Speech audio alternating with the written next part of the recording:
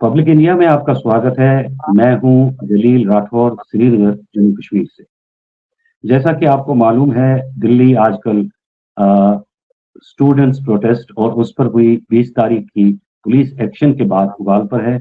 राजनीतिक गलियारों में हलचल है और एक कंफ्यूजन और कियोस्क की पोजीशन बनी हुई है। ऐसे में 20 तारीख को जो छात्रों पर पुलिस की एक्शन हुई, उसको लेकर पूरे देश में गम गुस्से की लहर दौड़ गई है। और जिस तरह छात्रों को दौड़ा दौड़ा कर मारा गया और उन्हें तशद्दुद का निशाना बनाया गया पुलिस के हाथों, जिसके बाद कई स्टूडेंट जो है वो शदीद तौर पे जख्मी हुए हैं, अस्पतालों में भर्ती हैं। और एक खबर ये भी है कि एक छात्रा आईसीयू में जिंदगी और मौत की जंग लड़ रही है। ये जो पुलिस एक्शन है, इसका एक सीधा ताल्लुक जम्मू कश्मीर से भी है, क्योंकि यहाँ जो 20-30 साल के दौरान हालात रहे, उस दौरान हमने इस तरह की एक्शंस देखी हैं। और यहाँ पर इस एक्शन का जो रद्द अमल है या जो रिएक्शन है जम्मू कश्मीर में, उस हवाले से बात करने के लिए आज हमारे साथ एक खास मेहमान जुड़े हुए हैं। और इनका नाम है बशीर आरिफ, जो एक टॉप ब्यूरोक्रेट रह चुके हैं इंडियन एडमिनिस्ट्रेटिव सर्विस के हवाले से। और इसके अलावा ये ऑथर हैं, जाने माने ऑथर हैं, पोएट हैं, ब्रॉडकास्टर हैं।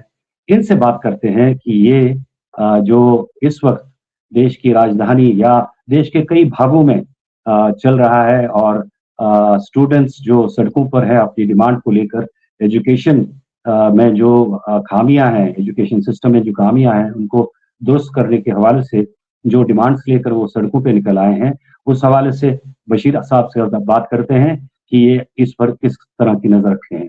बशीर साहब, आपका प्रोग्राम में खैर मकदम। शुक्रिया बहुत बहुत जलील साहब। सबसे पहले मैं आपको करेक्ट कर दूं, मैं इंडियन ब्रॉडकास्टिंग सर्विस से। खैर ये सिलसिला चलेगा आगे। जो आपने कहा कि स्टूडेंट जी, जैसा कि कुछ दिनों से हम देख रहे हैं कि देश की राजधानी जंतर मंतर पर बहुत से बच्चे नीट पेपर लीकेज को लेकर प्रोटेस्ट पे हैं। तो इस पर आपकी किस तरह की नजर है? और पुलिस की जो एक्शन हुई 20 तारीख को, जिसमें काफी बच्चे जख्मी हुए और उनको बड़ी बेरहमी से मारा गया, उस पर आपकी किस तरह की नजर है? सबसे पहली बात यह है कि एक जुमले में मैं कहूंगा, हमारे सर शर्म से झुक जाने चाहिए। जिस तरह का किरदार दिल्ली में पुलिस ने लाठियां बांधते हुए अदा किया, वो काबिल मजम्मत है, निंदनीय है। वो ब्रूटल हरकत ही नहीं बल्कि शर्मनाक हरकत है। कुछ वीडियोस आपने भी देखे होंगे कि किस तरह से एक पुलिस का एसएचओ लाठी लेके किस तरह की हरकत कर रहा है, अश्लील हरकत कर रहा है, और बार बार वो वीडियो सामने आ रहा है।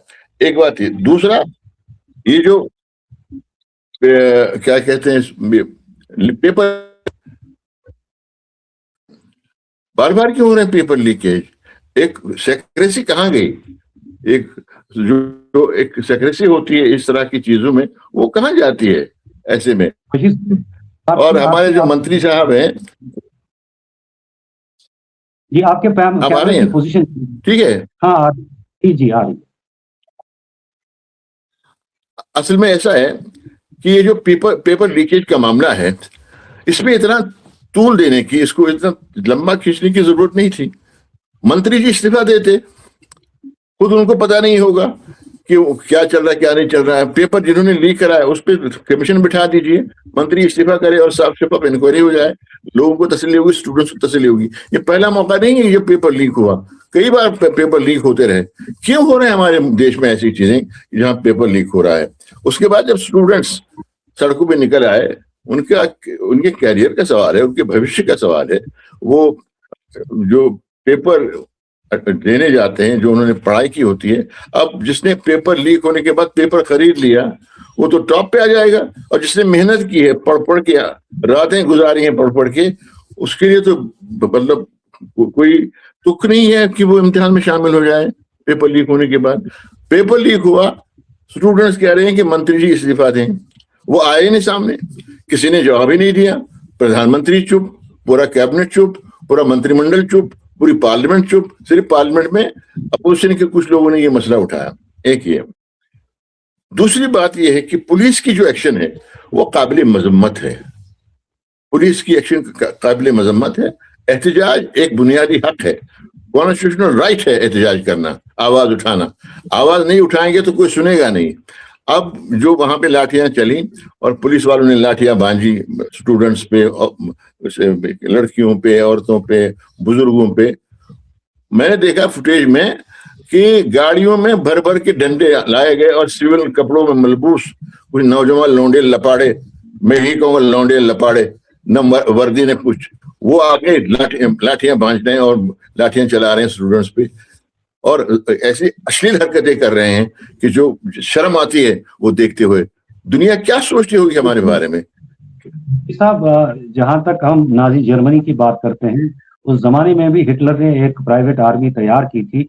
नो डाउट वो एक रिकॉग्निशन थी, उसको ब्राउन शर्ट्स कहा जाता था उसको।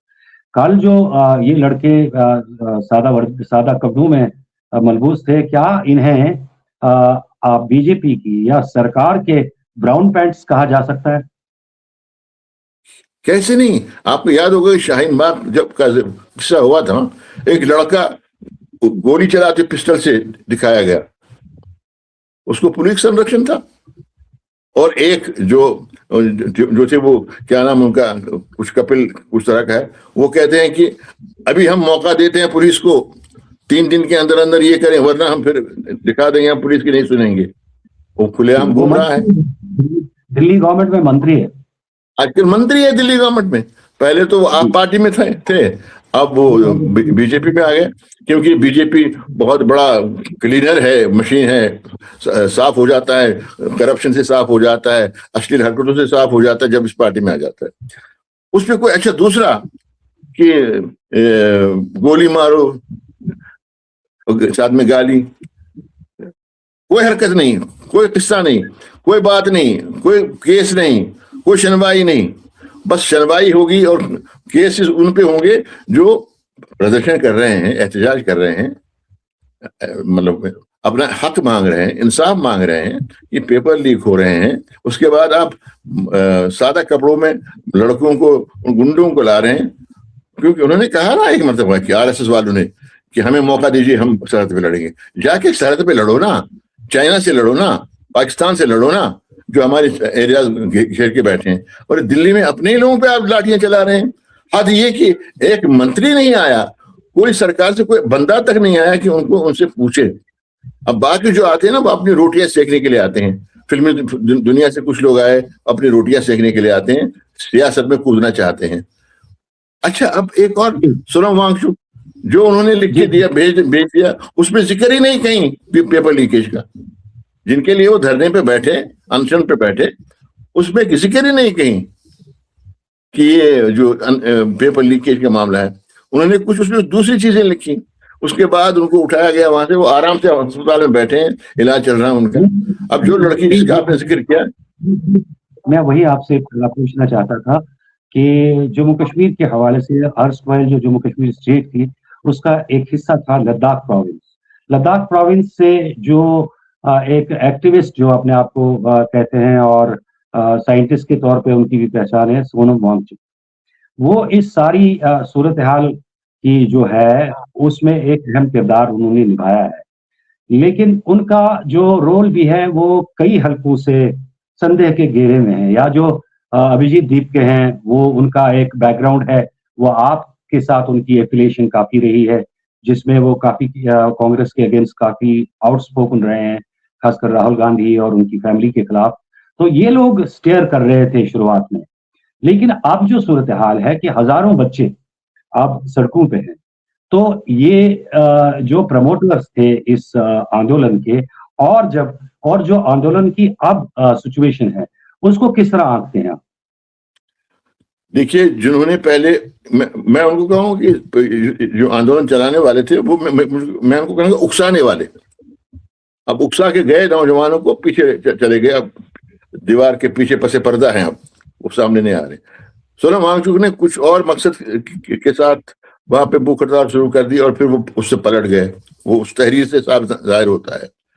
दूसरी बात, एक अभी आपने वो फुटेज देखा होगा, एक एमएलए चीफ सेक्रेटरी के ऑफिस में, श्रीनगर के ऑफिस में हंगामा कर रहा है, गाली गलौज कर रहा है, बुरा भला कह रहा है चीफ सेक्रेटरी को, वो खुलेआम घूम रहा है। लेकिन उसके दूसरे पहलू को देखिए कि जो मेराज मलिक हैं, उनकी डीसी से कुछ कहा सुनी हुई, उन पर फौरन पीएसए लगा दिया गया। ये एमएलए क्यों आजाद घूम रहा है? ये दोहरे मामले क्यों? कि वो एमएलए बीजेपी का है, वो कुछ भी कह सकता है, कुछ भी बक सकता है चीफ सेक्रेटरी के ऑफिस में जाके। जब एमएलए हमारे जो खुद साख्ता कानून बनाने वाले ही इस तरह की हरकतें करेंगे, तो आम लोगों पे हम क्या खतरा डालेंगे? उनका क्या कसूर है फिर? अब जो लड़के, जवान लड़के, बच्चे, लड़कियां दिल्ली में जमा हो गई, उनको सुनना था। कोई आपको भेजिए, एक टीम भेजिए सरकार की तरफ से, उनसे पूछिए कि आपकी डिमांड्स क्या हैं।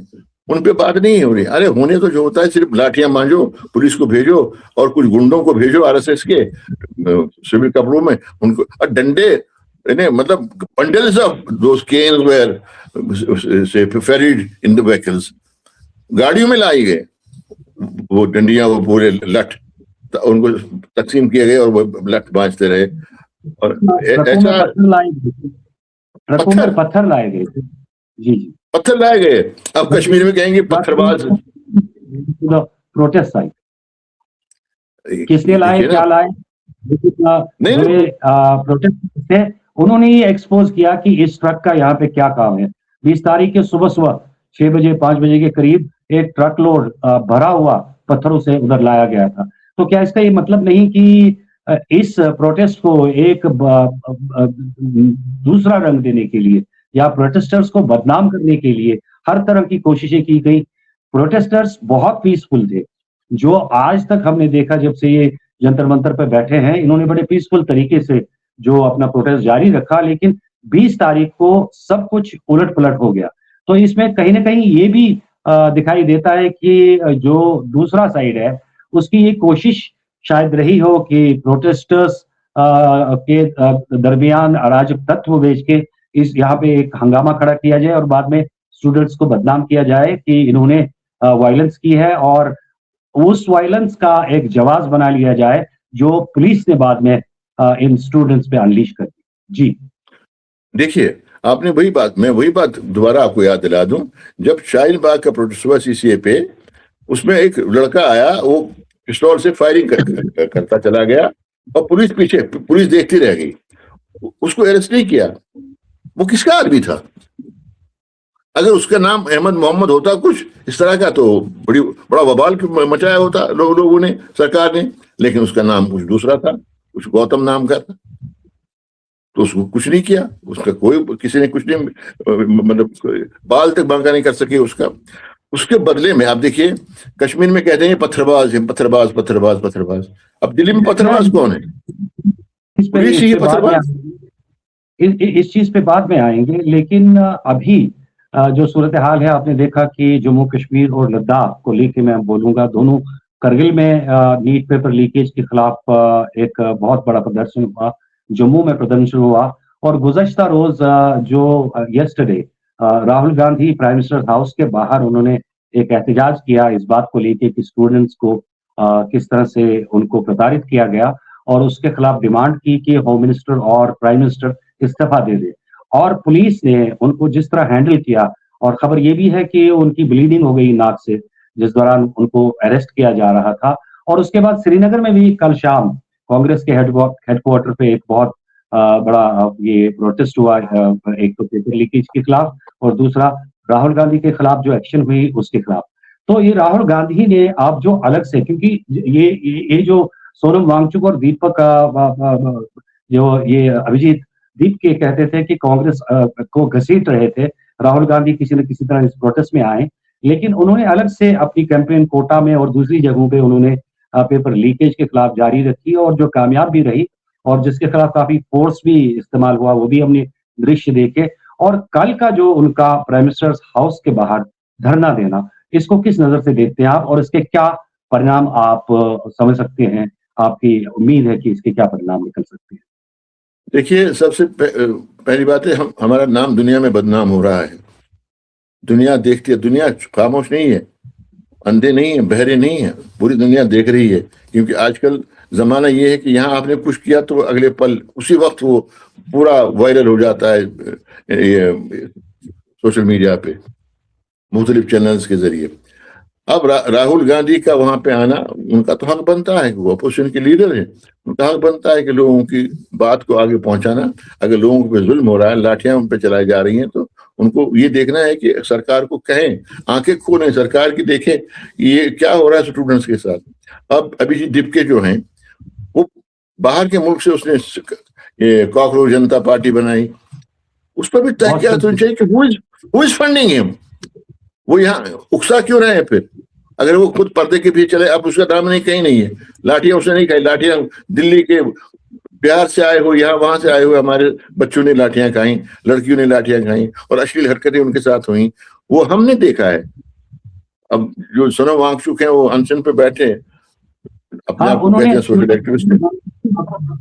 उन्होंने सौरभ द्विवेदी जो इंडियन एक्सप्रेस है के हैं, उनके साथ एक इंटरव्यू में बोला कि राहुल गांधी अगर यहाँ नहीं आएंगे तो मतलब शायद उनको मतलब माफ नहीं किया जा सकता। आंदोलन आपने शुरू किया, भूख हड़ताल आपने की, राहुल गांधी ने आपको दावत तो नहीं दी कि आप अनशन पे बैठिए या आप यहाँ पे प्रोटेस्ट करने के लिए आइए। तो सोनम वांगचुक का भी पहले ये कहना कि सब लोगों का जो ये प्रोटेस्ट के पीछे थे कि ये पॉलिटिकल है, अब वो राहुल गांधी को इसके अंदर घसीट रहे हैं। और ये सारी चीज जो है, इससे एक तरह की पोल खुल रही है कि जो इनिशियल प्रमोटर्स थे इस आंदोलन के, वो उनका मतलब उनकी लीनिएज किस तरफ थी।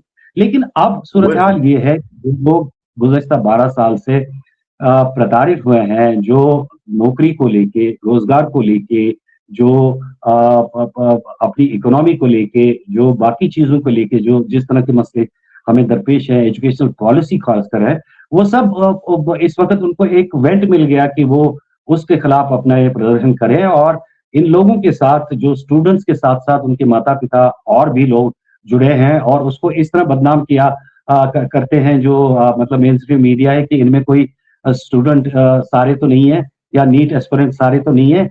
भाई साहब, जब कोई एक मकसद लेके लोग सड़कों पे उतरते हैं तो उससे और उसके साथ कारवां जुड़ते जाते हैं। ये अब वही सूरत हाल है। अब इस बात को छोड़ के मैं आपको जम्मू कश्मीर के तनाजुर में और आज जो पुलिस एक्शन हमको देखने को मिल रही है उसके तनाजुर में बात करते हैं। और एक खबर ये भी वायर ने रिपोर्ट किया है कि पार्लियामेंट स्ट्रीट के करीब या कनॉट प्लेस के करीब पैलेट गन्स का भी इस्तेमाल हुआ है। और पैलेट गन्स की जब बात आती है तो हमारे दिल छलनी है जब हम पैलेट विक्टिम्स को देखते हैं, जब हम बच्चियों को, एक बच्ची तो बिल्कुल वो एक मॉडल बन गई इसके लिए, वो एक नमूना बन गई कि जिसकी आंखें दोनों गई हुई हैं। और अब फिल्में बन रही हैं कि ये जो पैलेट का इस्तेमाल है इससे मिनिमम डैमेज होता है। सुनील शेट्टी ने फिल्म बनाई है, लेकिन हमें मालूम है कि ये जो पुलिस एक्शन है, यहाँ सुनवाई नहीं थी, यहाँ आजादी नहीं थी प्रोटेस्ट करने की, यहाँ पर पैलेट को बड़े बेदर्दी से इस्तेमाल किया गया। अब ये चीज जो यहाँ से निकल के दिल्ली पहुंच गई है, यानी कि जम्मू कश्मीर से बाहर अब इन चीजों का इस्तेमाल हो रहा है, तो आपकी प्रतिक्रिया या आप कश्मीरियों के नुमाइंदे बनकर किस किस्म की प्रतिक्रिया देते हैं? कल जो वो है ना कि रात इंदौरी का शेर है बड़ा खूबसूरत सा कि लगेगी आग तो आएंगे घर कई जद में, यहाँ पर हमारा मकान, सिर्फ हमारा मकान थोड़ी है। अब आज उनको पता चल गया कि जो कश्मीरियों के कहते थे पत्थरबाज, आतंकवादी, शोर मचाने वाले, उनकी बच्चियां एहतजाज करती हैं, तो उस बच्ची पे कई बच्चे हैं, वो कल ही भी देख रहा था उसको इत्तेफाक से वीडियो, उसकी आंखें चली गई हैं, कह रही कि अभी मेरे माथे पे कुछ पैलेट अभी मौजूद हैं तो वो नहीं निकालेगी, उसकी रोशनी चलेगी, पूरी जिंदगी खत्म, रोशनी चली गई, पूरी जिंदगी खत्म उस बच्ची की।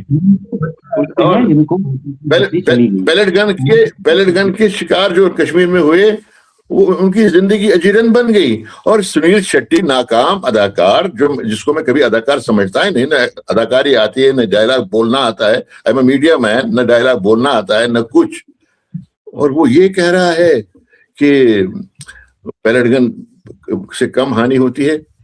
अल्लाह करे कि वो सामने कभी आए तो पैलेट उसमें लगे तो पता चले उसको पैलेट लगने से किस तरह की हानि होती है और किस तरह की उलझनों का शिकार होता है आदमी और किस तरह की मुसीबतें टूट पड़ती है उस खानदान पे जिस खानदान का कोई फर्द पैलेट गन का शिकार होता है। वो बच्ची जानती है जिसकी आंखें चली गई।